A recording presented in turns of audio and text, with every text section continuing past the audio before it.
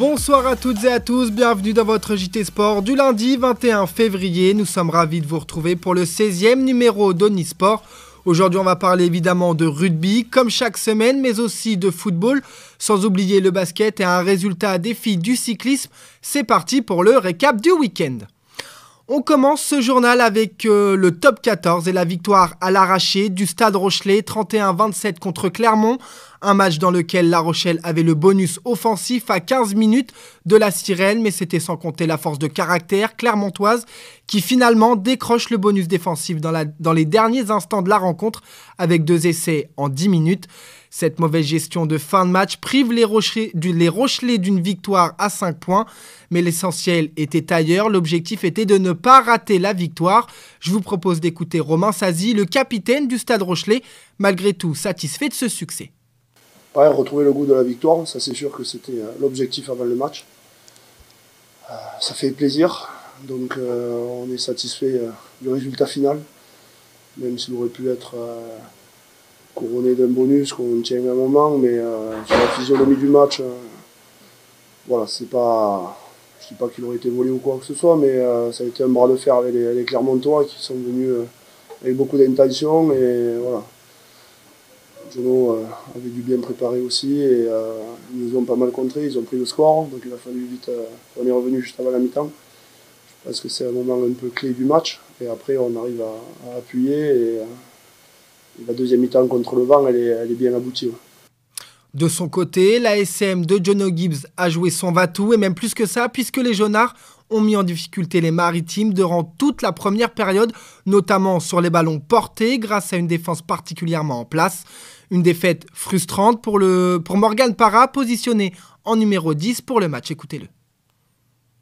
Ça reste La Rochelle qui voilà, une densité physique devant qui nous a mis beaucoup de portée, qui nous a fait un jeu très simple, de l'occupation, physique et tenir ce ballon. Maintenant, on n'a pas lâché. Les gros ont fait une grosse défense sur portée. Ils ont enchaîné. Je crois que voilà, il y a beaucoup de phases de jeu où on les a tenus. Maintenant, sur de petites erreurs, sur des sorties de camp, on prend un essai. Donc oui, on tempère parce qu'un point c'est bien. Maintenant, je tempère aussi parce que de venir ici, on avait un banc jeune, une équipe jeune. Voilà, on ne cherche pas d'excuses. Hein. Je ne vais pas dire ça pour chercher des excuses, mais aujourd'hui on sort avec un point, bien sûr, on va se contenter, on va se dire qu'on est quand même content de ce point, même si aujourd'hui, si on y croit encore plus, je pense qu'on peut tourner le match. Les Clermontois repartent de Marcel de Flandre avec le point de bonus défensif, tout de même dans ce face-à-face crucial pour classement. D'ailleurs, on y jette tout de suite un œil. La Rochelle est 8e du championnat avec 41 points ex-aequo avec le Stade français. Les hommes de Ronan O'Gara sont à 3 points du 6e Toulouse qui a subi sa 6e défaite consécutive contre Pau. Le classement est toujours dominé par l'UBB malgré une défaite contre le Racing. Le MHR est second et le Loup ferme la marche du podium. Prochain match, La Rochelle se déplacera en terre paloise pour y affronter la section qui l'étalonne au classement. Ce sera le 26 février prochain. On prend la direction de la Fédérale 2 avec Surgères. Le SCS s'est imposé sur la pelouse de Saint-Junien 35-22 dans une rencontre facilement dominée par les hommes de Jonathan Daco. Les visiteurs avaient déjà pris les rênes du match à la mi-temps avec 6 points d'avance. Je vous propose d'écouter la réaction du coach du SCS Jonathan Daco au micro d'Onis TV. Le contrat est bien rempli, même plus que rempli, parce qu'en plus on repart avec les 5 points. On avait une équipe un petit peu, pas diminuée, mais on a essayé de nouveaux joueurs, donc c'est ça aussi qui est bien. On voit qu'on a un groupe élargi, donc ça c'est une très bonne nouvelle. Et puis enfin, ça a tourné en notre faveur. C'est vrai qu'à Belvès, la semaine dernière, on avait fait un gros match, mais on n'a pas réussi à peu près teaser et à avoir la victoire. Et puis là, à Saint-Junien, on a réussi enfin à avoir la victoire, donc ça c'est une très très bonne chose. On a été devant pendant tout le match, sauf que là, on a su marquer au bon moment. La semaine dernière, malheureusement, on a échoué. Et là, heureusement, on a su concrétiser toutes nos actions. Donc ça, c'est très très bien. Ouais. Une dynamique retrouvée pour le SCS dans un match abouti et qui donne des motifs de satisfaction pour la suite de la compétition. Et d'ailleurs, on reste toujours en Fédéral 2 dans la même poule avec Rochefort qui subit une défaite rageante à domicile 20-29 contre Causevezer. À quelques points du bonus défensif, les Rochefortais repartent bredouille ce week-end. Un résultat frustrant pour l'entraîneur Gérald Merceron qui a du mal à digérer certains choix de ses joueurs. Écoutez-le. Je crois que voilà, le bonus, à un moment donné, on peut l'avoir. On manque un petit peu d'humilité, surtout en première mi-temps, quand on se permet de ne pas prendre les points à 10 mètres ou 15 mètres en face des poteaux, alors que je rentre sur le terrain avec Lotti. Donc ça, je l'ai un petit peu quand même en travers de la gorge, parce que voilà, à 13-3, on passe à 13-6 juste avant la mi-temps, et on se retrouve à 16-3 ou 19-3. Enfin bon, bref, quoi, c'est pas dans la logique des choses. Je crois qu'il faut faut essayer de jouer juste. On joue pas forcément juste en première mi-temps contre le vent, où j'avais demandé à jouer un petit peu sur des renversements, sur des côtés fermés, pour pas s'exposer. Bon, on a eu un jeu au pied contre le vent qui était pas facile, mais qui a pas été efficace, contrairement à eux. Et eux ont joué parfaitement leur partition deuxième mi-temps en jouant un petit peu comme j'avais demandé de jouer à mes joueurs, et qu'on n'a pas fait. Donc voilà, on n'a pas été trop à l'écoute des consignes. On a entendu un Gérald Merceron passablement énervé par le dénouement de ce match, d'autant plus qu'au classement, c'est une mauvaise opération. Regardez, on voit Surgères 6e se rapprocher dangereusement à 1 point des Rochefortais à la 5e place. Une fédérale 2, toujours dominée par le CA Périgord, l'US Bergeracoise et Barbezieux. Bergerac qui sera justement le prochain adversaire des Rochefortais, qui auront donc fort à faire à l'extérieur. Tandis que le SCS reçoit Saint-Yrieix 10e. Les deux rencontres se dérouleront le 27 février. En Fédéral 3, décidément, on n'arrête plus le RCP. Pulboro enchaîne une nouvelle victoire après le succès à l'extérieur contre le stade Foyen. Cette fois-ci, c'est le stade Blayais qui en fait les frais. Large victoire des Pulborins sur sa pelouse, 38-8 contre Blaye. L'objectif est rempli pour l'entraîneur Guillaume Maffre, que je vous propose d'écouter tout de suite à la fin du match au micro de Nice TV. On est dans notre parcours et dans notre chemin d'évolution. Après, on savait qu'on avait un calendrier qui était un peu plus favorable que ces derniers temps. C'est surtout qu'on est soudés. On a une feuille de match. Je pars avec 3 remplaçants un peu blessés que je ne suis pas obligé de faire rentrer. Et malgré ça, à 18 joueurs, 19, on est solidaires, c'est bien.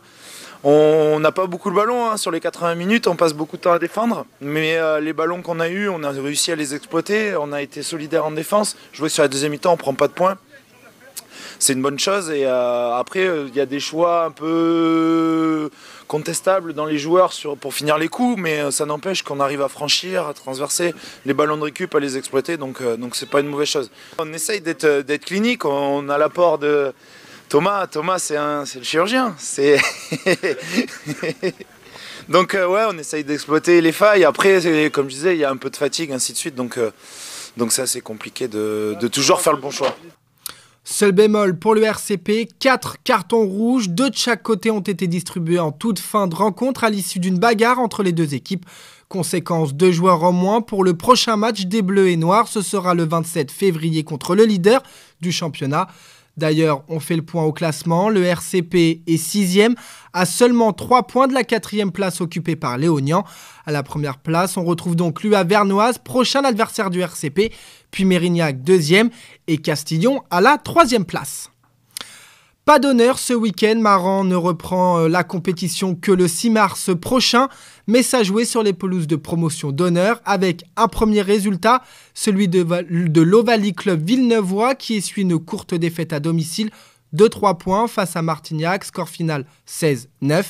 Une défaite ici aussi qui nourrit beaucoup de regrets. Les Villeneuvois n'auront qu'un petit point de bonus défensif à se mettre sous la dent. Et de son côté, Étré n'a pas non plus été en réussite contre le Pays Médoc et s'incline lourdement devant ses supporters 3-27. Un large écart qui ne reflète pas la physionomie du match pour l'entraîneur adjoint Alan Mandon. C'est pas forcément une défaite logique parce que quand on est arrivé là-bas, on savait qu'on allait rencontrer une équipe très dense avec du jeu devant et nous une équipe un peu remaniée avec pas mal d'accents, donc on savait qu'on allait passer un match difficile. Et au final, sur les 10-15 premières minutes, même la première mi-temps, on arrive à rester collé au score. Par contre, on a subi tout le temps. En fait, on n'a pas su mettre un peu d'énergie, un peu de gaz. C'est une victoire à l'usure où ils ont joué dans nos 22 mètres pendant les 3 quarts du match. On jette un œil sur les deux équipes au classement. L'OCV se trouve à la 7e place, à 10 unités d'Étré, juste derrière 8e. Une poule comme la semaine dernière qui voit l'US Bouscatez, le Bec et le Pays Médoc truster les 3 premières places du classement. Les prochaines rencontres, l'OCV tentera de se remettre la tête à l'endroit. Sur la pelouse d'Oleron, ce sera un derby, tandis qu'Étré, lui, recevra Jarnac. Les 2 prochaines rencontres se dérouleront dans 3 semaines, le 6 mars.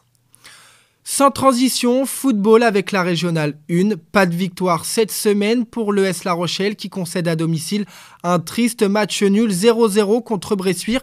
Pourtant, un cran au-dessus dans le jeu, les Rochelais n'ont pas réussi à tuer le match par manque de réalisme devant les cages. On écoute la réaction de Fabrice Fontaine après ce nul au micro de Nice TV. On est toujours dans cette recherche du déséquilibre, on est toujours dans la recherche de la maîtrise du ballon. Ce qu'il a manqué, c'est l'avant-dernier geste, le dernier geste également, parce que des ballons sont passés devant les buts adverses, il y a eu des centres, il y a eu des frappes, il y a eu des corners sur corner, il y a des situations, on a dû faire 25 minutes dans le camp adverse, donc quand vous jouez une équipe qui joue sa vie, son maintien, avec beaucoup de jeunesse et beaucoup de fraîcheur et ardemment, naturellement les espaces sont plus courts, donc il est difficile de trouver des solutions. Mais voilà, ça nous montre aussi que c'est difficile de jouer des équipes comme Saint-Florent, le week-end dernier, qui jouent leur survie. Donc à nous d'être un peu meilleurs, un peu plus précis sur la dernière passe, sur la patience de déséquilibrer encore l'adverse, sur la percussion devant. Voilà, c'est ce qu'il a manqué un petit peu de justesse dans le dernier geste. C'est tout de même un 10e match sans défaite pour les Rochelais qui pointent au classement. Regardez, toujours à la 3e place à égalité de points avec le second, Poitiers, qui lui aussi a fait match nul avec 31 points.